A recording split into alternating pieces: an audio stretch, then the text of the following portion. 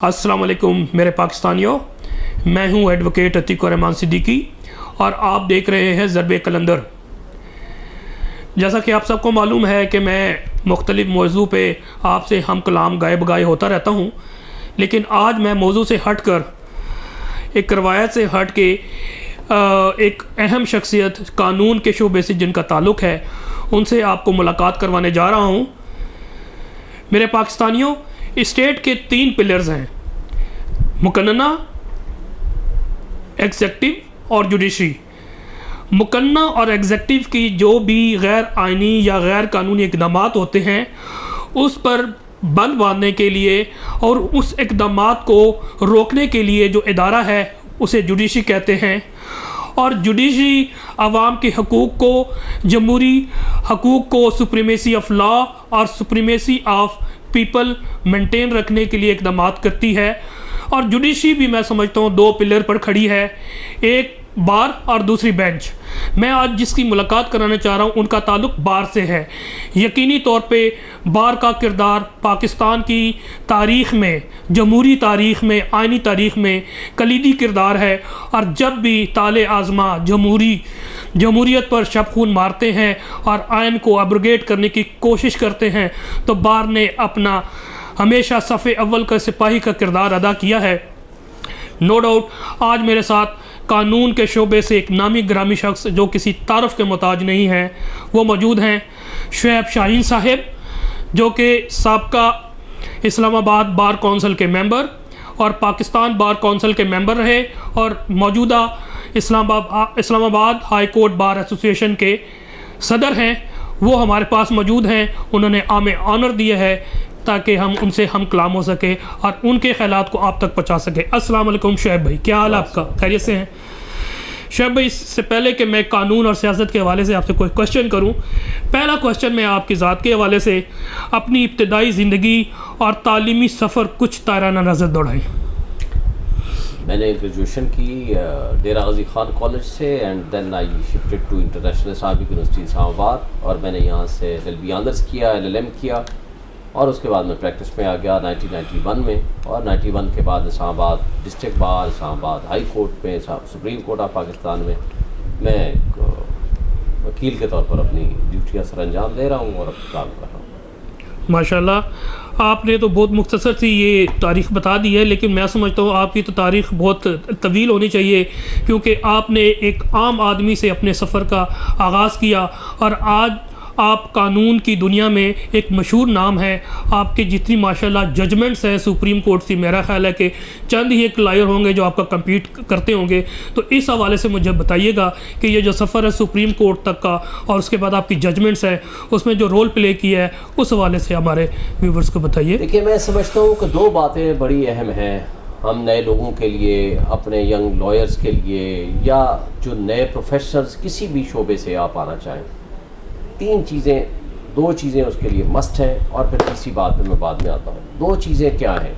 एक है hard work, आपने मेहनत करनी है। जितना आप ज़हीन हैं, अगर आप के साथ हार्ड वर्क नहीं है तो आप ये तसव्वुर नहीं कर सकते कि आप कामयाब प्रोफेशनल बन जाएंगे। दूसरी जो उसके साथ ज़रूरी है वो है आपकी ऑनेस्टी एंड इंटेग्रिटी। अगर ऑनेस्टी और इंटेग्रिटी आपके साथ नहीं है, जितनी आप हार्ड वर्क करते हैं, जितने आप ज़हीन हैं, आप कामयाबी और तरक्की हासिल नहीं कर सकते। आपको रास्ते में रुकावटें ज़रूर आएंगी। लेकिन इन दोनों चीज़ों के साथ साथ एक तीसरी बात है, वो है आपकी जुर्रत, आपका रिस्क लेना, आपका डिटर्मिनेशन होना, आपके अंदर फैसला साजी की ताकत और क़ुव्वत होना। आपने फैसला करना है विद इन नो टाइम कि मैंने इसके बारे में क्या करना है। मसलन अगर आप वकील हैं तो आपके पास एक मैटर आया है, आप डिसाइसिव होने चाहिए। आप डबल माइंडेड ना हो किसी भी चीज़ का मुताल्लिक़, आपकी क्विक अंडरस्टैंडिंग होनी चाहिए। आपको जब लॉ में एक चीज़ ऊपर हासिल हो गया है या कोई भी, ये किसी भी प्रोफेशनल के लिए ज़रूरी है कि आपने रिस्क लेना है और आपने डिसाइसिव होना है और ये चीज़ भी इन दोनों चीज़ों के साथ मशरूत है। तो ये तीनों चीज़ें अगर आप में हैं, मैं समझता हूँ कि अल्लाह ताला फिर आपके हर काम में, आपके काम में बरकत डालता है। आपकी जो मेहनत आप कर रहे होते हैं उसके साथ अल्लाह की बरकत शामिल हो जाती है तो फिर अल्लाह ताला आपको ज़रूर तरक्की देता है।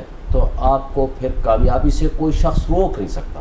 تو میں سمجھتا ہوں کہ یہ بیسک انگریڈینٹس ہیں کسی بھی کامیاب پروفیشنل کے لیے۔ شعیب بھائی، پاکستان کی 75 سالہ تاریخ میں بہت سے اسرار و رموز آئے، جس میں بہت سے طالع ازما بھی آئے، اور انہوں نے جمہوری دور ختم کر کے مارشاء اللہ لے کر آئے، بلکہ 1 2 نہیں 4 مارشاء اللہ میں سمجھتا ہوں پاکستان میں آئے۔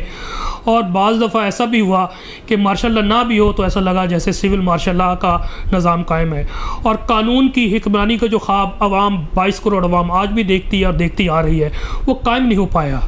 تو آپ اس کو کس تناظر میں دیکھتے ہیں، اور پاکستان میں آئین و قانون کی حکمرانی کیسے قائم ہو سکتی ہے؟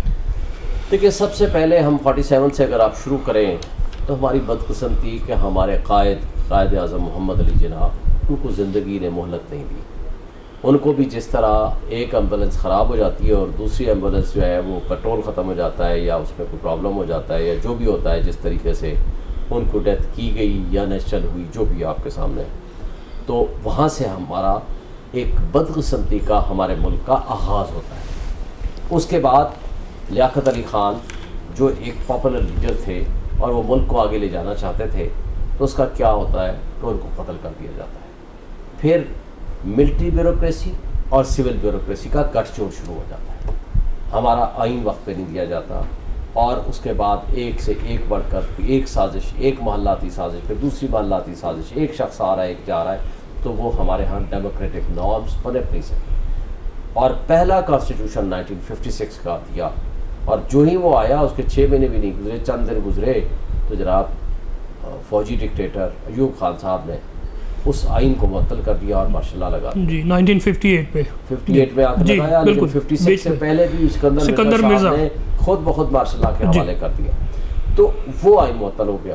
اور اس کے بعد پھر وہ سلسلہ چلتے چلتے یحییٰ خان تک پہنچا، اور اسی تسلسل سے یحییٰ خان اور بھٹو کے درمیان جو کچھ سلسلہ شروع ہوا، اور ہم نے جس کی اکثریت تھی بنگلہ دیش کے شیخ مجیب الرحمان کی، ہم نے اس کو اقتدار نہیں دیا، اور نہ دینے کا نتیجہ کیا ہوا؟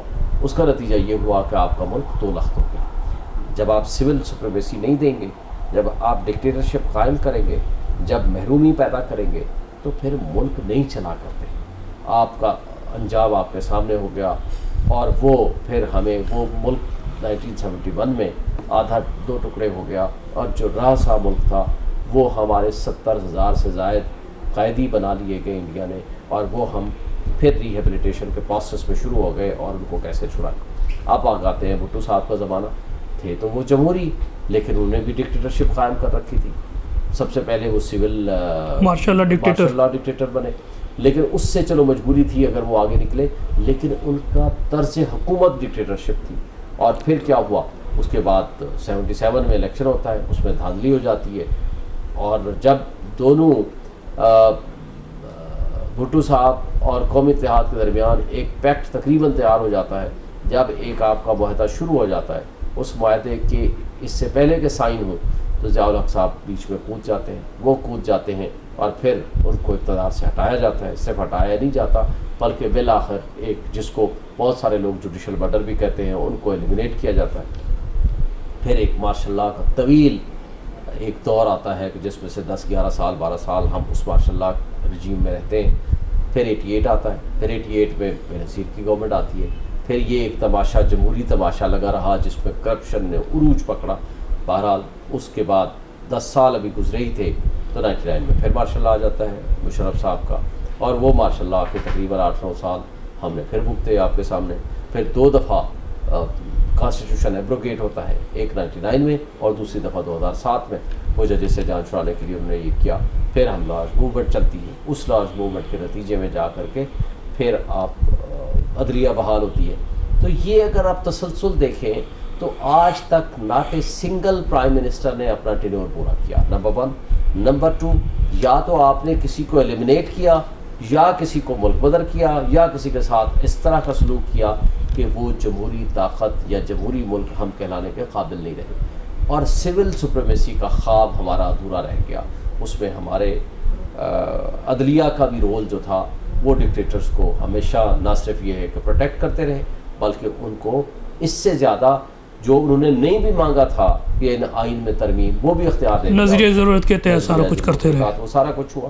اور اس کا انجام پھر یہ ہوا کہ ہمارے تمام ادارے جو ہیں وہ جو ٹھیک کام کرنے کی بجائے کہ ادارے اسٹرینتھن ہوتے وہ ادارے اپنا کام نہیں کر سکے، اور پھر کرپشن نے اس کو رئی سے ہی کسر بھی نکال دی ہمارے اداروں سے. تو یہ ساری ہماری وہ تاریخ ہے جس کو ہم سمجھیں کہ کوئی اچھی تاریخ نہیں ہے. لہٰذا اس کو ہم نے آگے بہتری کی طرف لے کے جانا ہے. آگے ہم نے پازیٹیو سائڈ پہ اداروں کی بہتری کے لیے، اور ہم سب نے سول سپریمیسی اور ڈیموکریٹک نارمز کو اسٹرانگ کرنے کے لیے اپنا رول ادا کرنا. بلا شبہ جو 2007 کی تحریک تھی، وکلا تحریک کے نام سے تاریخ میں جانی پہچانی جاتی ہے، اور میں سمجھتا ہوں یہ عوامی رول کی ایک جو خواہش تھی 22 کروڑ عوام میں، اسے وکلا نے آگے بڑھایا. اور اس طالع آزما کو جو کہ چودھری افتخار صاحب دی دین چیف جسٹس آف پاکستان تھے، انہوں نے جب نہ کیا تو عوام اٹھ کھڑی ہوئی وکلا کی آواز پر، اور میں سمجھتا ہوں یہ بڑا ٹرننگ پوائنٹ تھا. اور وکلا جو ہے ایک شخص کے پیچھے نہیں تھے، اس نہ پر تھے کہ ایک ڈکٹیٹر کو اس نے نہ کی تھی اور جس کی وجہ سے تحریک چلی. اس حوالے سے جو وکلا کا کردار رہا اس حوالے پہ روشنی ڈالیے گا، کیونکہ آپ بھی اس تحریک کے جو ہے روح رواں تھے اور صف اول کے سپاہی کی طور پر آپ کام کر رہے تھے اس دور میں. دیکھیں، میں سمجھتا ہوں کہ ہم ایک شخص کے لیے نہیں یا چند اشخاص کے لیے نہیں، ہمارا نعرہ کیا تھا؟ Supremacy of constitution, rule of law and independence of judiciary. کیونکہ جو ایک اسٹرانگ بار ہوتی ہے وہ ایک آزاد عدلیہ کے تحفظ کی ضامن ہوا کرتی ہے، اور آئین کے تحفظ، rule of law and independence of judiciary, یہ تینوں چیزیں انٹر کنیکٹڈ ہیں. آئین رہے گا تو رول آف لا ہوگا، رول آف لا اور آئین کی بحالی ہوگی تو جوڈیشری انڈیپینڈنٹ ہوگی. یہ جب تک تین چیزیں ہم نہیں اچیو کرتے تو ملک میں جمہوری نظام بھی نہیں پنپ سکتا. یہ ہمارا مطالبہ، یہ ہمارا نعرہ تھا. ایک ڈکٹیٹر کے مقابلے میں ہم جیلوں میں بھی گئے، ہمارے لوگ شہید بھی ہوئے، ہمارا معاشی قتل بھی ہوا، اور ہمیں بہت سارے نقصانات ہمارے وکلاء نے اٹھائے. یہ جو اس وقت کی لیڈرشپس تھیں وہ تو یا ملک بدر تھیں، یہاں تھے ہی نہیں، وہ تو بعد میں پھر آگے آئے، اور جس میں عمران خان صاحب بھی اور باقی لیڈرز بھی سارے آگے آئے اور انہوں نے بھی اس کے ہمارا ساتھ دیا. لیکن جو لیڈنگ رول تھا ہمارے وکلاء کا تھا. بہرحال وہ کامیابی ہوئی، اور اس کامیابی کے نتیجے میں ایک ڈکٹیٹر کو سٹیپ ڈاؤن کرنا پڑا، اور وہ یہاں سے پھر بھاگ کے نکلے اور جس طرح گئے پھر واپس آئے، اور اس کے بعد پھر ان کے خلاف مقدمہ چلا. تو یہ وہ احتساب کا نظام تھا جو عوام نے، بلکہ عوام نے بھی نہیں، ایک وکلاء نے وہ رول ادا کیا جن کی میکسیمم تعداد 80,000 یا 1 لاکھ کے قریب تھی. انہوں نے جب وہ کھڑے ہو گئے تو ملک میں انہوں نے ایک ڈکٹیٹر کا مقابلہ بھی کیا اور ان کو واپس بھاگنے پہ مجبور بھی کر دیا. تو جب عوامی طاقت کے ساتھ آپ آئین کے ساتھ کھڑے ہوتے ہیں، اخلاقی طاقت آپ کے ساتھ ہوتی ہے، تو پھر آپ ایک اسٹرینتھ اور ایک کامیابی کی علامت ہوا کرتے ہیں. تو میں سمجھتا ہوں کہ وہ ایک بہت بڑی ہماری کامیابی تھی جس میں عوام، وکلاء، سول سوسائٹی، تمام طبقے کھڑے ہو گئے اور بالآخر ایک ڈکٹیٹر کو سٹیپ ڈاؤن کرنا پڑا. بلا شبہ جو یہ تحریک تھی یہ وکلاء کی چلائی ہوئی تحریک تھی، اور ان کی آواز پہ پھر تمام معاشرے کے طبقے جس میں کسان، مزدور، ڈاکٹر، انجینئر، ہر طبقے کے لوگ شامل ہوئے، اور ڈکٹیٹر کو نہ صرف انہوں نے سٹیپ ڈاؤن کروایا بلکہ الیکشن بھی پھر کنڈکٹ ہوئے، سب نے، قوم نے دیکھا. میں اسی سے فردر ایک سوال کرنا چاہتا ہوں کہ افتخار چودھری صاحب کو قوم نے اپنی محنت کے ذریعے، اپنی جانوں کی قربانیاں دے کے، اپنا وقت دے کے ان کو دوبارہ چیف جسٹس کے عہدے پر بٹھایا، لیکن جو توقعات ان پر تھی عوام کی اور وکلاء کی، آپ کیا سمجھتے ہیں کہ وہ اپنے توقعات پر پورے اترے؟ دیکھیں، میں سمجھتا ہوں کہ ان توقعات جو قوم نے لگائی تھیں افتخار محمد چودھری صاحب کو ہیرو بنا کے، یا عدلیہ سے یا وکلاء سے، وہ ان تینوں سے عوام کی توقعات پہ پورے نہیں اترے. ہم بطور وکیل بھی، ہماری بار ایسوسیشنز بھی، ہماری بار کونسلز بھی، وہ عدلیہ بھی، اور افتخار محمد چودھری صاحب بھی. اور وہ عوام کی جو ایکسپیکٹیشنز تھی، جو ہم نے ان کو نعرہ دیا تھا کہ آج کے بعد انجسٹس نہیں ہوگا، آج کے بعد عوام جو ہے ان کو ان کے حقوق ملیں گے، ریاست ہوگی ماں کے جیسی، وہ چیزیں ہم نعروں تک محدود رہے. اس کا امپیکٹ یہ آیا کہ ہم نے ججز غلط قسم کے بھرتی کیے، ہم نے اپوائنٹمنٹ آف سلیکشن آف ججز میں فیورٹزم کیا، اس میں جمہوری طاقتوں کو اکٹھے بٹھا کے ان کو جمہوریت طرز اول اڈاپٹ نہیں کیا. کرپشن شروع ہو گئی حکومتوں میں اور ایگزیکٹو میں اور باقی جگہوں پہ. تو یہ ساری خرابیاں جب عوام نے دیکھیں تو جو ہمارے نعرے تھے, جو ہم نے خواب دکھایا تھا, وہ خواب پورا نہیں ہو سکا. ہاں البتہ ایک چیز بڑی ضروری ہے, آج کم سے کم کوئی شخص یہ توقع نہیں کر سکتا کہ کوئی بھی عدلیہ کا شخص ماشاء اللہ کا ساتھ دے گا. ماضی میں تو آپ دیکھ لیں, یہ واحد موقع تھا یہ 70 سال کی تاریخ میں کہ پہلی دفعہ ماشاء اللہ کے خلاف کھڑے ہو گئے اور ماشاء اللہ کو واپس جانے پہ مجبور کیا. تو اس طرح کا آج کوئی ایکسپیکٹ نہیں کر سکتا. اس کی وجہ اس کے پیچھے ہماری وہ آزاد عدلیہ کے لیے کی جانے والی قربانیاں اور وہ تحریک ہے. کم سے کم آج ایک بند باندھ دیا ہے, لیکن جو ٹرو ایکسپیکٹیشن تھی اس پہ بہرحال پورے نہیں اترے. یہ جہد مسلسل ہے, ہم نے آج جہد کرنا ہے, جدوجہد کرنا ہے, اور اس جدوجہد کو آگے وہاں تک پہنچانا ہے جو ہم نے لوگوں کو خواب دکھائے تھے یا جو ہم نے سلوگن دیا تھا. بلا شبہ میں بالکل آپ سے اس بات پر متفق ہوں کہ جو وکلا نے یہ تحریک چلائی تھی اس کے ثمرات میں سے ایک یہ بھی ہے کہ وہ پیغام جو سول سپریمیسی اور آئین و قانون کی بالادستی کا پیغام گھر گھر پہنچ گیا ہے. اور اب میرا خیال ہے کہ وہ دور نہیں رہا کہ کوئی تالے آزما آ کے ماشاء اللہ لگا کے سمجھے گا کہ تمام لوگوں کے رستے بند کر لے گا اور عوام کی زبان بندی کر لے گا. تو یہ تو ایک ثمرات یقینی طور پہ ہے. میں اب ہٹ کے جوڈیشی سے وکلا کے حوالے سے آپ سے ایک کویسچن کرنا چاہتا ہوں کہ آپ کیا سمجھتے ہیں کہ جو ہمارے وکلا ہے, نو ڈاؤٹ میجورٹی آف وکلا جو ہے وہ اپنے آئین و قانون کی حدود میں رہ کے ایک پروفیشنل ایتھکس کو فالو کرتے ہوئے عوام کو ریلیف پہنچاتے ہیں اور انصاف میں ممد و معاون ثابت ہوتے ہیں. لیکن سم ٹائم ایسا ہوا کہ سوشل میڈیا میں ایسی خبریں چلتی ہیں کہ جناب وکلا نے غیر قانونی کام اسٹیپ لیا, کورٹس میں بدتمیزی کر جاتے ہیں یا سائلین سے لڑائی جھگڑا کرتے ہیں. آپ کیا سمجھتے ہیں یہ جو چند وکلا ہیں سم ٹائم ایسا رویہ جو اختیار کرتے ہیں, اس کے پیچھے وجوہات اور محرکات کیا ہیں, ایسا کیوں ہوتا ہے؟ دیکھیں بات یہ ہے کہ اگر ایک شخص کرتا ہے نا تو بدنام پوری لیگل کمیونٹی ہوتی ہے. یہ ہمارا, میرا, آپ کا, ہمارے اداروں کا فرض ہے کہ اگر کوئی شخص غلط کر رہا ہے تو ہم اس غلط کو غلط کہیں اور اپنے سے اس کو سیپریٹ کریں اور اس کا پراپر احتساب کریں, تاکہ آئندہ کے لیے کسی کو یہ موقع نہ ملے کہ ایک ہمارا جو پریسٹیجس انسٹیٹیوشن ہے اس کے اوپر داغ آ سکے. لیکن البتہ ایک بات ہم نے یہ بھی دیکھی ہے کہ عدلیہ کے لوگ بھی جان بوجھ کے سم ٹائم وکلاء کو ایک ٹارگٹ کرتے ہیں کہ جو انڈیپینڈنٹ وکیل ہوتا ہے, جو ایک آنیسٹ وکیل ہوتا ہے, جو کھل کے بات کرتا ہے, تو اس کے خلاف بھی ہم نے پروسیڈنگز دیکھی ہیں. تو اس لیے یہ توازن قائم کرنے کی ضرورت ہے. بہرحال آزاد عدلیہ کے لیے آواز اٹھانا, آزاد بار کے لیے آواز اٹھانا اور انصاف کے لیے آواز اٹھانا, یہ ہماری وکلاء کی صفت ہے اور ہم نے یہ آواز اٹھانی ہے ہر حال میں.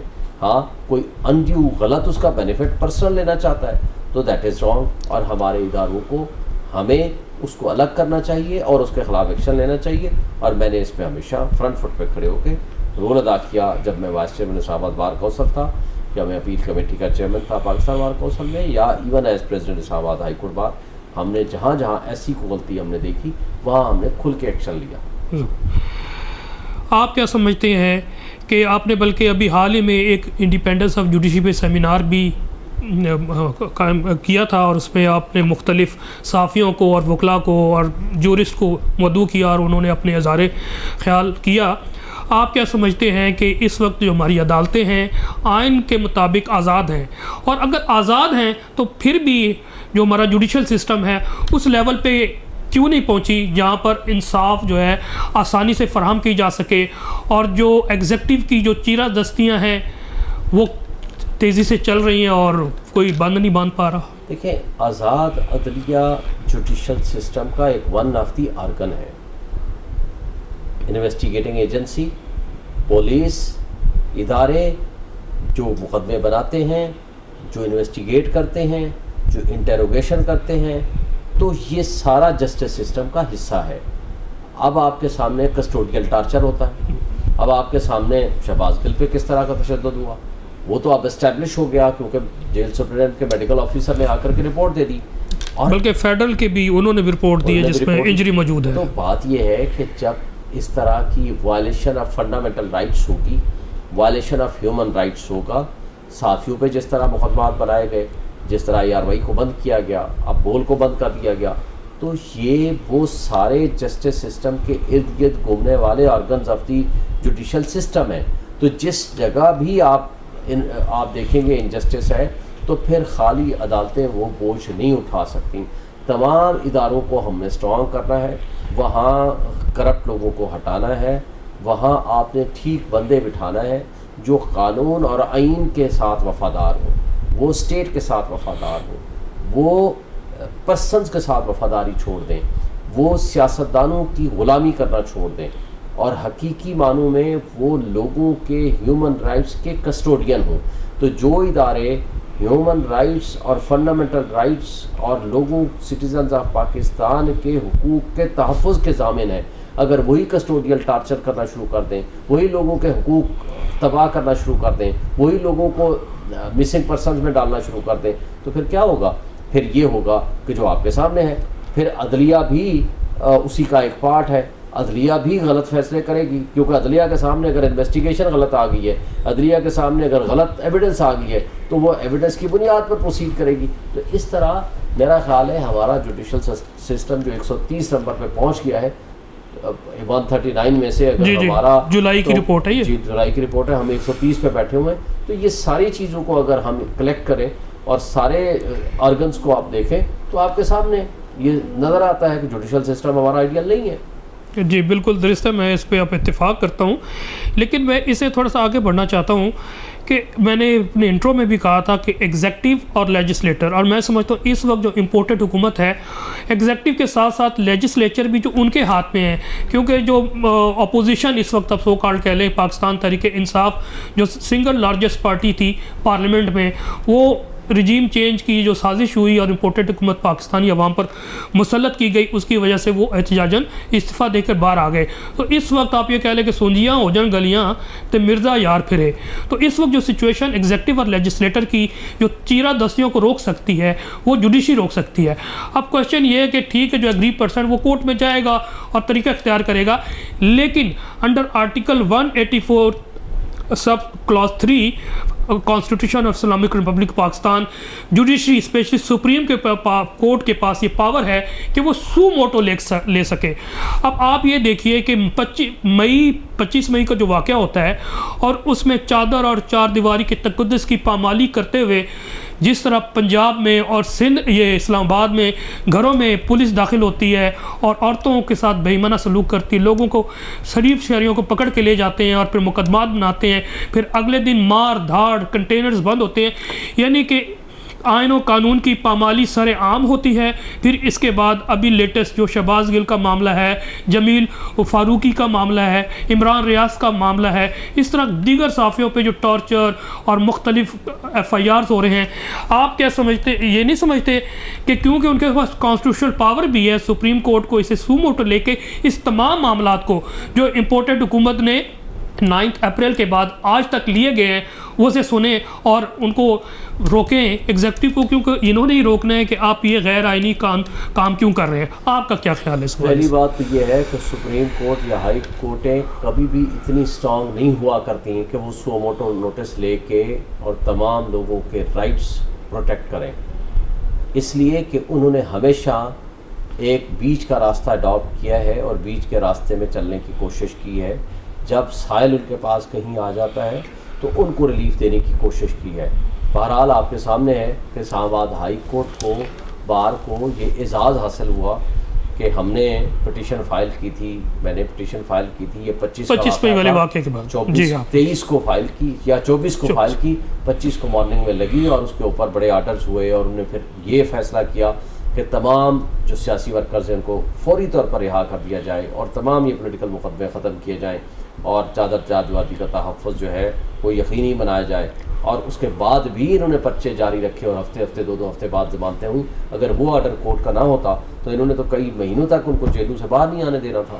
اور اس دن 500 وکیل گرفتار کر لیے لاہور میں اور تشدد بھی ان پہ اوپر کیا. ہم نے 2 گھنٹے کے اندر ان سب کو رہا کرایا. تو یہ ہم نے ایفرٹس کی اور سپریم کورٹ کی بہرحال کاوش ہے. لیکن کورٹوں میں بھی آپ دیکھیں اپوائنٹمنٹ آف ججز کا جو طریقہ کار ہے اس میں ابھی تک بہت ساری خرابیاں باقی ہیں.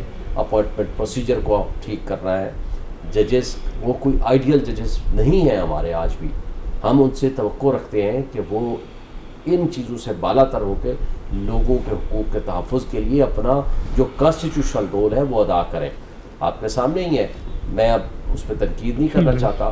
آنریبل ہائی کورٹ نے فیصلہ دیا, جب ہمارے ایکٹنگ چیف جسٹس صاحب اس وقت تھے, جب ٹارچر سامنے آ گیا اس کے باوجود فزیکل کسٹڈی دے دی گئی. بہرحال ہم اس ججمنٹ پہ تنقید کر سکتے ہیں, آرڈر پہ تنقید کر سکتے ہیں, یہ الگ بات ہے کہ پھر سپریم کورٹ میں چیلنج ہوا لیکن ہو چکے ہیں, امپلیمنٹ ہو گیا ہے اب. تو باتیں یہ ہیں کہ ہمیں یہ ابھی جہد تسلسل میں آگے جانا ہے. ہم نے عدلیہ کو مضبوط کرنا ہے, عدلیہ میں اچھے لوگوں کو لے کر آنا ہے جو آئین اور قانون کی پاسداری کے لیے اپنا رول ادا کریں. بہرحال یہ ابھی ہماری خواہش بھی ہے, ہماری توقع بھی ہے, اور انشاءاللہ ہم ایکسپیکٹ کرتے ہیں کہ آگے بھی یہ چیزیں ٹھیک ہوں گی. بینگ اسٹوڈنٹ آف لا, میں بالکل اس حوالے سے, کیونکہ آپ نے appointments of the criteria of superior جج کورٹس ججز کا آپ نے مسئلہ اٹھایا ہے, تو میں بھی یہ سمجھتا ہوں, اور پھر آپ کی اوپینین جانوں گا, کہ جو ہمارا appointment of criteria of appointment of superior courts ججز ہیں وہ صرف 2 ہی پوائنٹ پہ کہا جاتا ہے کہ جناب 45 سال ہو اور وہ ہائی کورٹ کا جج ہو, اور اس کی یعنی کہ ہو سکتا ہو 10 سال اس کی پریکٹس ہو. کیا یہ سفیشینٹ ہے کہ یعنی کہ اس کی 10 سال ہائی کورٹ کی پریکٹس ہو اور 45 سال کا ہو, اور جس مرضی کو چاہیں چیف جسٹس صاحب کنسرنڈ ہائی کورٹ اور چیف جسٹس وہ اپائنٹ کر دیں؟ یہ ایک سیٹ کرائٹیریا ہونا چاہیے جس میں میرٹ کا خیال رکھا جائے, جس پہ اس کی پریکٹس دیکھی جائے, اس کی رپورٹڈ ججمنٹ دیکھی جائے, اس کی پروفیشنل اپروچ دیکھی جائے, اور ڈفرینٹ ادر اس کی تعلیم, بیک گراؤنڈ, ساری چیزیں, مارکس. تو آپ کیا سجیشن دیتے؟ پہلے یہ بتائیے کہ کرائٹیریا ٹھیک نہیں, اور نہیں ہے تو کون سا کرائٹیریا ہو تو بہتر ججز آ سکیں جو کہ غیر سیاسی بھی ہوں اور جن کا کردار بھی ٹھیک ہو اور پروفیشنل ہوں اور میرٹ پہ فیصلہ کریں. پہلی بات تو یہ ہے کہ کرائٹیریا بھی ٹھیک نہیں ہے. ٹھیک ہے, اس کو ٹھیک کرنے کی ضرورت ہے. آپ پسند ناپسند پہ جب آپ ججز کی اپوائنٹمنٹ کریں گے تو ان سے آپ توقع نہیں رکھ سکتے کہ وہ انصاف کر سکیں گے. تو اس لیے آپ اپوائنٹمنٹ کے پروسیجر کو بہرحال بہتر کریں. اس کے لیے یعنی کہ آئین میں تبدیلی کی ضرورت ہوگی. آئین میں تبدیلی کی ضرورت ہے. اس کی کانسٹیٹیوشن اور جو سپریم جوڈیشل کمیشن ہے, جو جوڈیشل کمیشن ہے, اس کو بھی چینج کرنے کی ضرورت ہے. اور میں اس سے آگے جاتا ہوں, میں کہتا ہوں کہ ایک ہائیسٹ لیول کا جس طرح FPSC ہے سول سروینٹس کو انڈکٹ کرتا ہے, آپ ایک سپیریئر فورم بنائیں جو ڈیو پروسیس آف سلیکشن کرنے کے لیے کوئی ٹیسٹ, کوئی انٹرویو, کوئی پروسیس, کوئی ایک آپ ایک اس کو لارج اسکیل پہ آگے لے کے جائیں. آپ یہ کہنا چاہتے ہیں کہ کوئی ہائی پاورڈ کمیٹی ہو اور جس جو مشتمل ہو ججز پر بھی ہوں, اس میں ججز بھی ہوں, ریٹائرڈ ججز بھی ہوں, جورسٹ بھی ہوں, بار کونسل, تمام اسٹیک ہولڈرز بیٹھ کے پارلیمنٹیرینس ہوں. آپ ان چیزوں اس کو آگے لے کر جائیں. یہ آپ کا جو طریقہ کار پہلے جو تھا پرانے والا 73 کے 18th امینڈمنٹ سے پہلے والا یا 19th امینڈمنٹ سے پہلے والا, وہ بھی ناکام ہو گیا. اور جو یہ 19th امینڈمنٹ کے بعد یہ جو جوڈیشل کمیشن ہے یہ بھی ناکام ہو گیا. اب آپ نے نئے طریقہ کار کے مطابق آگے آپ نے چلنا ہے, اور پروسیس آف سلیکشن کو جب تک آپ اسٹرانگ سخت نہیں کریں گے آپ کبھی توقع نہیں رکھ سکتے کہ انصاف آپ کا آئیڈیل ہوگا, یا آپ 130 نمبر سے آپ 30 نمبر پہ آ جائیں گے. اس سے آپ کو کوئی توقع نہیں ہے. آئندہ کے لیے ججز کی اپوائنٹمنٹ کو بہت سلیکشن آف پروسیس کو جو ہے بہت اسٹرانگ کریں. اب ہوتا کیا ہے, بار کونسل والے کہتے ہیں ہمارا ایک بندہ لگا دو, یہی ہو رہا ہے. جج صاحبان میں سے کہتے ہیں جو 4 جج بیٹھے ہوں, ہر بندہ کہتا ہے اپنا اپنا بندہ ایک لگایا اور سب خوش ہو گئے اور سب فارغ ہو گئے. یہ طریقہ کار ہمیں ختم کرنا پڑے گا. درست, اس پہ ہمیں بہت اسٹرانگ ریزرویشن ہے. اس وقت جو اپوائنٹمنٹ آف ججز کا جو پروسیجر ہے, اور اس میں صرف اور صرف ہر کوئی اپنے حصہ داری لے کے اور ان کی اپوائنٹمنٹ کر کے فارغ ہو جاتے ہیں, تو اس سے عدلیہ کو, اداروں کو اور جسٹس سسٹم کو نقصان ہوتا ہے. میں بالکل آنے والی حکومت انشاءاللہ عمران خان صاحب کی ہوگی. میں یہاں پر اس ویلاگ کی بدولت عمران خان صاحب سے مطالبہ کرتا ہوں, یہ انتہائی اہم پہلو ہے اور اس پہ کانسٹیٹیوشنل امینڈمنٹ کی ضرورت ہے تاکہ ہم ایک ایسے ججز اپوائنٹ کر سکیں جو کہ میرٹ پہ فیصلہ کر سکیں اور دباؤ میں نہ ہوئیں. اسی وقت ہوں گے جب انصاف کے مطابق, میرٹ کے مطابق ایک پروفیشنل لائر جو ہے وہ اپوائنٹ ہو, جو کہ کرائٹیریا جس طرح شعیب بھائی نے بڑی ڈیٹیل میں بتایا, اور فردر بھی اس کے ہم ٹیو آر سیٹل کر سکتے ہیں. اس حوالے سے کانسٹیٹیوشنل امینڈمنٹ کی بہت ضرورت ہوگی. شعیب بھائی اب سے ذرا قانونی سے پوائنٹ سے ہٹ کے ہم تھوڑے سیاست کے معاملات میں, کیونکہ جو وکیل وہ آدھا سیاستدان بھی ہوتا ہے, کیونکہ آئین اور قانون وہ ہمیں سیاست سکھاتا ہے. ہم نے جہاں لا پڑھا وہاں پر سیاست بھی پڑھی ہے, تاریخ بھی پڑھی ہے. تو اس حوالے سے میں عرض یہ کروں گا کہ آپ ہی حال میں پاکستان تحریک انصاف کے چیئرمین عمران خان صاحب کو اسلام آباد ہائی کورٹ پہ آپ نے مدعو کیا اور ایک پروگرام کیا, لیکن چند وکلا نے اس کی مخالفت کی جن کا تعلق میں غالباً سمجھتا ہوں پی ڈی ایم سے تھی. تو اس تجربے کو آپ کیسے بیان کریں گے جو انہوں نے مخالفت کی؟ دیکھیں, میں نے ان کو کہا سب سے پاپولر لیڈر عمران خان صاحب کو سب سے پہلے ہم نے دعوت دی کہ آپ آئیں, بار سے خطاب کریں, اور ہمیشہ اپوزیشن لیڈرز بار سے خطاب کیا کرتے ہیں. جی. تو انہوں نے جب اعتراض کیا, میں نے کہا جی آپ اپنے لیڈرز کو بلاؤ, بار میں آئیں, وہ بھی خطاب کریں اور سوال و جواب کا موقع بھی دیں گے ہم, اور آپ کو سوال و جواب دینے پڑیں گے, آپ بلائیں. انہوں نے کہا نہیں, ہمارا کوئی لیڈر نہیں آئے گا, صرف عمران خان صاحب کو نہیں آنا چاہیے. پھر ہم نے سب کو بلایا, ہم نے کہا نہیں وہ ہمارے مہمان ہیں. Imran Khan Sahab is a popular leader. Regime change کے بعد ان کا ایک نیریٹو بلڈ ہوا ہے اور لوگوں نے اس کو ایکسیپٹ کیا ہے, اور الحمدللہ ہم نے بڑی فورسفلی اور جرأت کے ساتھ ہم نے ان کو پروگرام کرایا, ان کو بلایا اور لوگوں نے سنا اور اس کی بڑی اپریسیشن ہوئی. نہیں ماشاءاللہ وہ بہت اچھا پروگرام ہوا تھا, اور یہ آپ کی جرأت کو میں سلام پیش کرتا ہوں, اور جو ہماری استعداد تھی اس حساب سے ہم نے آپ کو سپورٹ بھی کیا اور انشاءاللہ سپورٹ کرتے رہیں گے.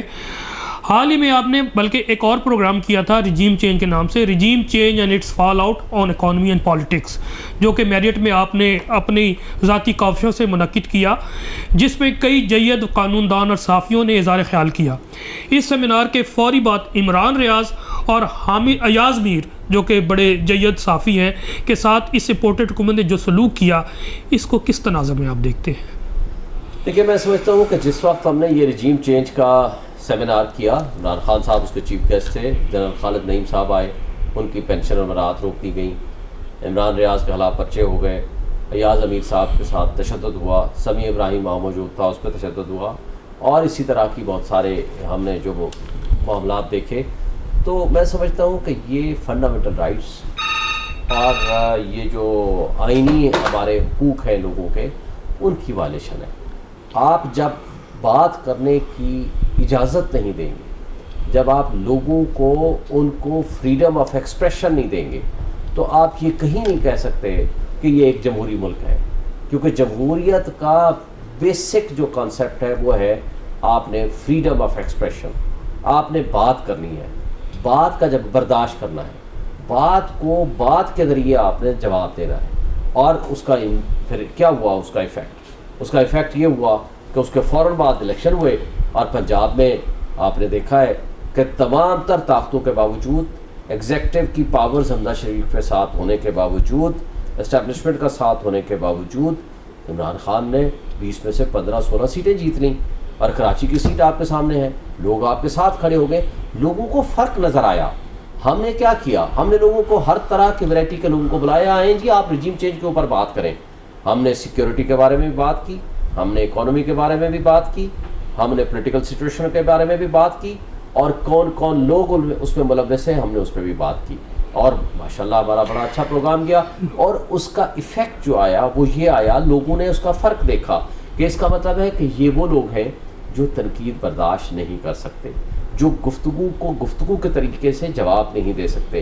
پھر وہ تشدد پہ اتر آتے ہیں. جب تشدد پہ اتر آتے ہیں, پولیٹیکل انسٹیبلٹی اور پولیٹیکل وکٹمائزیشن کا کارڈ ماشاءاللہ عمران خان صاحب کو فائدہ دے گیا, اور وہ ایک موسٹ پاپولر لیڈر ہو گئے. اور یہ وہ پہلی آواز تھی, میں ایک بات بتاؤں, ہائی کورٹ بار اسلام آباد ہائی کورٹ بار کو یہ اعزاز حاصل ہے کہ یہ پہلی آواز تھی جو عمران خان کی اس بات کے ساتھ کھڑے ہوئے, انہوں نے اس کو بلایا اور اس پہ بحث کی, اس پہ ڈسکشن کی, اور تمام متعلقہ لوگوں کو بلایا اور ڈسکشن کی, اور پورے پاکستان کی واحد آواز تھی جو بار ایسوسیشن کی, جو کھل کے کھڑی ہوئی. آج تو لوگ اور آگے ہیں, اب لاہور بار آپ کے ساتھ کھڑی ہے, سرگودا بار کھڑی ہے, سرگودا بار آپ کے ساتھ کھڑی ہے, بھاولپور بار آپ کے ساتھ کھڑی ہے, فیصل آباد کھڑی ہے. اب لوگ کھل کے آنا شروع ہوئے. اس سے پہلے تو ایسے لگتا تھا ڈکٹیٹرشپ تھی, ایسے لگتا تھا کہ جیسے مارشل لا لگ گیا ہے, کوئی بار والا بندہ بات ہی نہیں کر سکتا. اور اللہ نے ہمیں ہمت بھی دی, صلاحیتیں بھی دی, اللہ کا شکر ہے ہم کھل کے باتیں کی. دیکھیں, آپ اختلاف کر سکتے ہو خان صاحب کے ساتھ, لیکن آپ بات کرو, آپ ڈائلاگ کرو, آپ گفتگو کرو, اور گفتگو کے ذریعے آپ بتاؤ آپ کی بات زیادہ درست ہے, ان کی بات زیادہ درست نہیں ہے. آپ آئیں بیٹھیں, لیکن یہ آنے کو تیار ہی نہیں ہے, یہ بات سننے کو تیار ہی نہیں ہے. اور 19 FIR کاٹ دی آپ نے, 19 FIR کاٹنے کے باوجود آج یہ اس کو لاڈلا آپ کہتے ہیں. مطلب کون سا حربہ ہے جو آپ نے اڈاپٹ نہیں کیا؟ نواز شریف یہاں سے اٹھا جا کر کے لندن میں بیٹھ گیا, لوگ ادھر سے ایک اقتدار سے نکالتے ہیں، اگلے دن یا دبئی بیٹھے ہوتے ہیں یا لندن میں بیٹھے ہوتے ہیں. اس شخص نے 19 FIR بھی صحیح عدلیہ میں پیش بلکہ 780 کے حوالے سے 780 میں کو بھی بھگتا، تو عدالت کا کیس بھی بھگت رہا ہے، فنڈنگ کا کیس ہے، توشہ خانہ کے جو کچھ وہ کہتے ہیں، وہ کہتا ہے آئیں پبلک کے سامنے کھڑے ہوں. بھائی آپ میڈیا ٹرائل کر رہے ہیں، آپ 50 چینل صبح سے شام صرف ایک بندے کے خلاف بولتے ہیں. آج بھی میں نے کہا ہے کئی ٹی وی چینلز پہ ایک بندہ آپ کو نظر آتا ہے، وہ ہے عمران خان، اس کے خلاف بولتے ہو آپ. لوگ جتنا آپ اس کے خلاف بولتے ہو لوگ اتنا اس کا ساتھ دیتے ہیں. آپ جتنا بولنا چاہو بول لو، لوگ امیون ہو گئے آپ کی باتوں کا، آپ ارریلیونٹ ہوتے جا رہے ہو. اس لیے کہ لوگ آپ کو دیکھنا چھوڑ گئے ہیں، لوگ سوشل میڈیا پہ کنورٹ ہو گئے. بات یہ ہے کہ آپ اپنے کنڈکٹ کو ٹھیک کرو. مطلب ہے کہ آپ جو طرز عمل آپ اڈاپٹ کر رہے ہو اس کا نقصان آپ کو ہو رہا ہے، ان کو نہیں ہو رہا. نو ڈاؤٹ اس میں آپ کی بلکہ ساری باتیں ماشاءاللہ میں اس کو سیکنڈ کرتا ہوں. بلکہ آپ کی ایفرٹس جو ہیں اس وقت رجیم چینج کے بعد جو آپ آئین و قانون کی بالادستی کے لیے آپ کوشش کر رہے ہیں بار کے اندر، پھر سیمینارز اور ڈفرینٹ مقدمات، ہیومن رائٹس کیسز جو آپ کر رہے ہیں، یہ یقینی طور پہ اپریشیبل ہے. اور یہاں پر میں ضرور کہوں گا اس کا مطلب یہ ہے کہ ایک شخص کو گرانے کے لیے پورا نظام، یعنی کہ یہ جو مافیا والا نظام ہے وہ کھڑا ہو گیا ہے. لیکن عوام سمجھ چکی ہے کہ جناب کون حق پر ہے اور کون باطل ہے. اور اسی لیے اب عمران خان صاحب کی آواز، یہ صرف عمران خان کی آواز نہیں، اس نے ہر زباں پہ اپنی زبان رکھ دی ہے. اب اسے روکنے والا کوئی بھی نہیں ہے. یہ بڑھتی جائے گی جیسے جیسے یہ روکیں گے. اور ظلم و ستم کا یہ جو بازار گرم کیا ہوا ہے، اسی طرح عمران خان صاحب کی جو مقبولیت ہے بڑھے گی. میں آپ سے ایک اور پوچھنا چاہتا ہوں کہ شعیب بھائی، میں آپ کا خود بڑا فین ہوں کہ آپ نے بڑی محنت کی اور یہاں تک آئے ہیں، اور آپ کی جگہ یقینی طور پہ بہت کم لوگ پہنچتے ہیں. آپ کی یہ سکسیس اسٹوری جو ہے، میں اس حوالے سے بات کرنا چاہتا ہوں، یہ جتنا بڑا سفر ہے یہاں تک پہنچنے میں آپ نے کیا، اپنے نوجوان وکلا کو موٹیویٹ کرنے کے لیے کیا پیغام دیں گے؟ جیسے میں نے شروع میں کہا تھا، سب سے پہلے کہ آپ نے محنت کرنی ہے. نمبر 2 آپ نے انٹیگریٹی اینڈ آنیسٹی کے ساتھ محنت کرنی ہے. نمبر 3 آپ نے کنسسٹنسی رکھنی ہے، پیشنس ہونا ہے. آپ نے امپیشن نہیں ہو جانا، بے صبرے نہیں ہو جانا. آپ نے صبر کے ساتھ، محنت کے ساتھ، انٹیگریٹی کے ساتھ، آنیسٹی کے ساتھ اسٹرگل جاری رکھنی ہے. اللہ تعالیٰ آپ کو ضرور کامیابی دے گا انشاءاللہ. بلا شبہ آئین، قانون اور جمہوریت کی بالادستی قائم رکھنے کے لیے بار کا کردار ہمیشہ کلیدی رہا ہے. اس بارے میں آپ کا کیا خیال ہے؟ بالکل، میں بجا طور پر سمجھتا ہوں باروں کے پاس بہت بڑی طاقت ہے، بشرطے کہ وہ اپنی اس طاقت کو سمجھیں اور اس کو پازیٹیو سائڈ پہ استعمال کریں، نہ کہ اپنے ذاتی مفادات، نہ کہ اپنے ذاتی مقدمات، نہ کہ اپنی ذات کے لیے استعمال کریں. جس دن ہم نے بار کا ٹرو پکچر دی، ٹرو اس کے لیے محنت کی، تو بار کا قد بھی بڑا ہوگا، بار کے وکیلوں کا قد بھی بڑا ہوگا. اسی حوالے سے میں فردر کوشچن کرنا چاہتا ہوں کہ 9 اپریل کے بعد بار ایسوسیشنز اور بار کونسلز بشمول پاکستان بار کونسل موجودہ امپورٹڈ حکومت کے غیر آئینی اقدامات پر جس طرح خاموشی اختیار کیے ہوئے ہے، اس کی وجوہات اور محرکات کیا ہو سکتی ہیں؟ دیکھیے، میں تو اس کے محرکات کو کھل کے کہہ چکا ہوں کہ سپریم کورٹ بار اور پاکستان بار کونسل نے جس وقت جا کر کے سپریم کورٹ میں کھڑے ہو گئے اور انہوں نے ایک پارٹی کے حق میں فیصلہ کرنے کو بولا کہ جی آپ اس میں لارجر بینچ بنا دیں، فل کورٹ بنا دیں. تو دیکھیں، میرے 2 اسٹیٹس ہیں. ایک یہ ہے کہ میں وکیل ہوں، ایک یہ ہے کہ میں کسی پارٹی کا وکیل ہوں، ایک یہ ہے کہ میں خود لٹیگنٹ ہوں یا پارٹی ہوں. ان 2 اسٹیٹس کے علاوہ میں عدالت کو کچھ نہیں کہہ سکتا. میں being a president of the bar, بے شک میں سول جج مجسٹریٹ کے پاس بھی چلا جاؤں، اپنے 10 سابقہ صدور لے جاؤں، میں کہوں جی یہ میرے حق میں فیصلہ کر دو، یہ میں کہہ سکتا ہوں؟ It is unconstitutional. یہ it is the misuse of authority of my official position. اور یہ انہوں نے کیا ہے سپریم کورٹ بار نے اور پاکستان بار کونسل کے ہمارے دوستوں نے. یہ نہیں ہونا چاہیے. اس کی وجہ یہ ہے کہ they are aligned for ulterior motive, for some purposes. تو یہ نہیں ہونا چاہیے. مثلا میں عمران خان صاحب کو ریپرزینٹ کر رہا ہوں، یا میں عمران خان کو ان لوگوں کی نسبت بہتر سمجھتا ہوں، اس لیے بہتر سمجھتا ہوں کہ there are certain principles. لیکن میں اس کے ساتھ یہ نہیں کرتا کہ نہ میں وکیل ہوں نہ میں اس میں پارٹی ہوں، جا کر کہہ دوں عمران خان کے حق میں فیصلہ کر دو. This is misuse of authority on my behalf. اگر میں یہ کروں تو وہ کرتے رہے ہمارے دوست. تو اس کی کنسیڈریشن، اس کی ریزنز وہ آپ کے سامنے اپیرنٹ ہے. جب ہم نے باروں کو اس طرح مس یوز کرنا ہے اور اپنے آفیشیل پوزیشن مس یوز کرنا ہے for ulterior motive or to give the benefit to one of the political party, تو اس کا نقصان اداروں کو ہوتا ہے, ہماری باروں کو ہوتا ہے, ہم سب کو ہوتا ہے, وہ ہمیں نہیں کرنا چاہیے. جس طرح کہ میں پہلے عرض کر چکا ہوں کہ ہماری 75 سالہ تاریخ میں بہت سے غیر جمہوری طالع ازمات بھی آئے, اور اس میں ہماری بینچ نے بھی, ہماری جوڈیشری نے بھی ساتھ دیا, اور نظریہ ضرورت کے پرنسپل لے کے ان کو لیجٹمائز کرتے رہے ہیں. ہماری عدالتی تاریخ میں بلا شبہ بہت سے فیصلے قابل تعریف ہیں, اس میں کوئی شک نہیں ہے, لیکن اسی طرح کچھ فیصلے متنازع اور سیاہ باب ہیں ہماری جوڈیشری کے. آپ کی نظر میں وہ چند کیسز کیا ہو سکتے ہیں جو کہ گڈ تھے اور جو کچھ متنازع ہیں, اس حوالے سے آپ وہاں سے شروع کرو نا. مولوی تمیز الدین کیس, جی, اس نے جسٹس منیر نے جو ہمارے اداروں کو تباہ و برباد کیا. اس کے بعد آپ ہنا جیلانی کیس میں آ جاؤ, آپ عاصمہ جیلانی کیس, وہ جسٹس نسیم ارشد شاہ والا جو خود, میں ترتیب میں آ رہا ہوں, عاصمہ جیلانی والا کیس بالکل ٹھیک تھا, مارشل لاء کو انہوں نے غلط کہا. آگے آ جائیں نصرت بھٹو کیس, اس میں پھر مارشل لاء کو انہوں نے کہا کہ جی بالکل ٹھیک ہے, ٹھیک مارشل لاء لگایا گیا ہے. پھر آپ آ جائیں اگلا کیس حاجی سیف اللہ کیس, اس میں کہا کہ جی ٹھیک ہے اسمبلی تو غلط توڑی ہے, لیکن چونکہ اس میں لوگ الیکشن کے لیے تیار ہیں تو اس کو پھر انہوں نے کر دیا, وہ غلط تھا. آگے دوسرا بے نظیر بھٹو کا کیس آیا جس میں پولیٹیکل پارٹیز کے اوپر کہا تھا, پابندی تھی کہ جی وہ الیکشن نہیں لڑ سکتے, انہوں نے کہا نہیں وہ الیکشن لڑ سکتے ہیں, وہ بہتر آیا. پھر نواز شریف صاحب کا کیس آیا, انہوں نے کہا نہیں جی انکانسٹیٹیوشنل اسمبلی توڑی گئی تھی, ان کو بحالی کا آیا. پھر آگے آپ اس سے پہلے ذوالفقار علی بھٹو کا کیس آپ دیکھ لیں, جس کو جو آج بھی لوگ کہتے ہیں جوڈیشل مرڈر تھا. پھر آپ پرویز مشرف والا کیس اٹھا لیں, اس کو پہلے والے میں اس میں کہا گیا کہ ماشاءاللہ بالکل ٹھیک آیا. دوسرے والے میں بھی جب ہمارے کئی ایسے جج صاحبان جو پی سی او ججز تھے, انہوں نے کہا جی بالکل ٹھیک کہا. پھر ٹکٹ اقبال ججمنٹ آئی, اس میں انہوں نے ریویو بھی خارج کر دیا. پھر جب عدلیہ بحال ہو کر آئی تو پھر چیزیں آگے چینج ہوئی. اچھے برے فیصلے بہرحال ہوا کرتے ہیں, اور ہم اگر ماضی میں تاریخ میں جائیں تو ہماری عدلیہ کے زیادہ تر فیصلے وہ ڈکٹیٹروں کو پروموٹ کرتے ہیں, ڈکٹیٹروں کے حق میں آئیں, اور وہ فیصلے کبھی بھی تاریخ میں اچھے الفاظ اور اچھے حروف میں نہیں جانے جاتے. تحریک انصاف کا کہنا ہے کہ موجودہ حکومت ایک بین الاقوامی سازش کے نتیجے میں عوام پر مسلط کی گئی ہے, آپ کیا کہتے ہیں اس بارے میں؟ دیکھیں بظاہر تو ایسے ہی لگتا ہے. پہلی بات تو آپ دیکھیں کہ وہ جو لیٹر ہے اس کا تو وجود باقی ہے نا, اس کو تو سپریم کورٹ نے بھی ایکسیپٹ کیا ہے, اس کو تو جو سلامتی کمیٹی تھی اس نے بھی ایکسیپٹ کیا ہے, ہاں جی غلط ہے, اور اس نے کہا ہے کہ اس کا جواب دیں.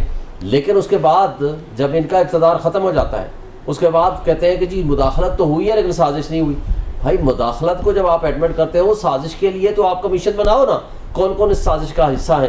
اس سازش کا حصہ تو وہی ہے جو جس حکومت نے بنانے ہیں, آپ نے کمیشن بنانا ہے. تو بھائی جب آپ مداخلت کو ایڈمٹ کر رہے ہو تو پھر اور باقی کی چیزیں کیا چاہیے. تو سازش کے لیے تو آپ کو کمیشن بنانا تھا, اور کمیشن ایک بنایا تھا انہوں نے ایک سابق جنرل صاحب کی سربراہی میں, اسے معذرت کر لی کہ میں نہیں بنتا. اس کے بعد ان کا اقتدار ختم ہو گیا. نئی حکومت نے بنانا تھا, انہوں نے بنایا نہیں, نہ ہی جوڈیشل کمیشن بنا, نہ ہی کورٹ نے بنایا.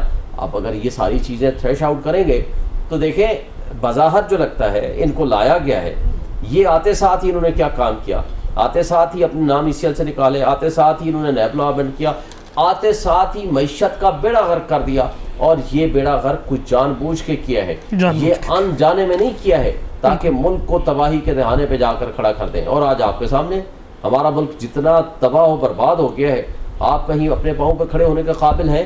آپ کو اگلے 50 سال چاہیے اپنے اس پوزیشن پہ واپس لانے کے لیے جو مارچ اپریل میں آپ کی پوزیشن تھی. اس میں کوئی شک نہیں ہے کہ 9 اپریل سے آج تک جو حالات ہیں ہر میدان میں, چاہے وہ معیشت کا ہو, چاہے وہ زراعت کا ہو, انڈسٹری کا ہو, یا ہمارے فارن ایکسچینج کے حوالے سے ہے, تمام چیزیں تمام پیچھے طرف چلی گئی ہیں. یعنی کہ تحریک انصاف کے دور میں 12.7 جو افراط زر تھا اب چلا گیا ہے 28 پہ چلا گیا ہے, اور SPI انڈیکس جو ہے 18% پہ تھا اب 48% پہ چلا گیا ہے. تو ہر چیزیں جو پیمانہ اور میجرز ہیں وہ بیک سائڈ پہ چلی گئی ہیں. تو یہ یقینی طور پہ جو حکومت ہے یہ کامیاب نہیں ہو پا رہی ہے تمام چیزوں کو کنٹرول کرنے پر. جیسے آپ نے بتایا ہے کہ یہ پلان کیا گیا انٹرنیشنل سازش کے تحت کہ پاکستان کو ترقی کرنے دینا, اور اسی طرف یہ قدم اٹھا رہے ہیں. تو آپ ان حالات میں کیا سمجھتے ہیں کہ ملک کی موجودہ معاشی اور سیاسی حالات کو دیکھتے ہوئے کیا یہ موجودہ امپورٹڈ حکومت اپنی پوری آئینی مدت یعنی کہ جولائی اگست 2023 تک برقرار رہ سکتی ہے؟ یہ تو اب دیکھنا پڑے گا بہرحال کہ کیا کرتے ہیں. لیکن ایک بات تو طے ہے کہ لوگ ان کو لیجٹیمیٹ گورنمنٹ نہیں مانتے, نہ یہاں عوام مانتی ہے نہ باہر کی دنیا ان کو لیجٹیمیٹ گورنمنٹ مانتی ہے. اب یہ کتنا گھسیٹ سکتے ہیں, 5 مہینے لے سکتے ہیں, 6 مہینے لے جا سکتے ہیں, 8 مہینے لے جا سکتے ہیں, اٹ ڈیپینڈس, لیکن اس کا یہ مطلب نہیں ہے کہ یہ لیجٹیمیٹ گورنمنٹ بن گئی ہے. آپ جو عمران خان صاحب کی 9 اپریل کے بعد جو مقبولیت عوام میں اور پذیرائی ملی ہے اور تیزی سے جو ہے پی ٹی آئی کا گراف اوپر جا رہا ہے, اور 17 جولائی کے الیکشن میں بھی نظر آ گیا کہ اوور ویلنگ میجارٹی سے پنجاب میں جیتی ہے, تو آپ کیا سمجھتے ہیں کہ نیکسٹ الیکشن عمران خان اور پاکستان تحریک انصاف کے جو پراسپیکٹیو ہے جیتنے کے کس حد تک جا سکتے ہیں؟ میرا خیال ہے اب تو عوام نے فیصلہ دے دیا. دیکھیں پنجاب میں آپ کی ایڈمنسٹریشن آپ کی سخت مخالف کے باوجود آپ نے 75% سیٹیں لے لی, تو اس کا مطلب ہے کہ رزلٹ تو یہ آن دی فیس آف اٹ نظر آ رہا ہے. جہاں تک عمران خان صاحب کی مقبولیت ہے اس کے پیچھے فیکٹرز ہیں. سب سے پہلی بات تو یہ ہے کہ جب اس کو اقتدار سے نکالا وہ پبلک میں چلا گیا, وہ ملک سے باہر نہیں بھاگا, ان نے مقدموں کا سامنا کیا, عوام میں گیا اور عوام نے اس کو پذیرت دائی. اور اس کے ساتھ جو ان کی ورسٹ گورنرز تھے, دیکھیں یہ ڈرامہ کیا رچا کر آئے تھے مارچ اپریل میں, مارچ اور فروری میں, کہ مہنگائی مکاؤ مارچ ان کا نام تھا. مہنگائی کیا کر دی آج آپ کے سامنے ہے. ان کی جو گورننس ہے اس کو دیکھ کے, ان کی پرفارمنس ہے اس کو دیکھ کے, اور عمران خان پبلک میں گیا, ان کی پرفارمنس اور ان کی گفتگو دیکھ کے لوگوں نے اس کو ساتھ دینے کا فیصلہ کیا. میرا خیال ہے کہ ان کی 2/3 میجارٹی سے ان کو عمران خان صاحب کو کوئی نہیں روک سکتا. Thank you very much Shoaib بھائی کہ آپ نے اپنے گناگو مصروفیات سے ہمیں ٹائم نکال کے دیا اور ہمیں موقع دیا کہ میں آپ کے خیالات کے بارے میں جان سکوں. جی میرے پاکستانیوں, آج میری ملاقات ہوئی ہے شعیب شاہین صاحب سے, پریزیڈنٹ اسلام آباد ہائی کورٹ بار ایسوسیشن سے. اسی لیے میں اب یہ جو انٹرویو کا سلسلہ شروع کیا ہے یہ چلتا رہے گا, اور بگائے بگائے پاکستان کی مشہور شخصیات خاص کر جن کا تعلق قانون سے اور سیاست سے ہے میں آپ کی ملاقات کراتا رہوں گا. تب تک کے لیے اجازت دیجیے. اللہ حافظ. پاکستان زندہ باد.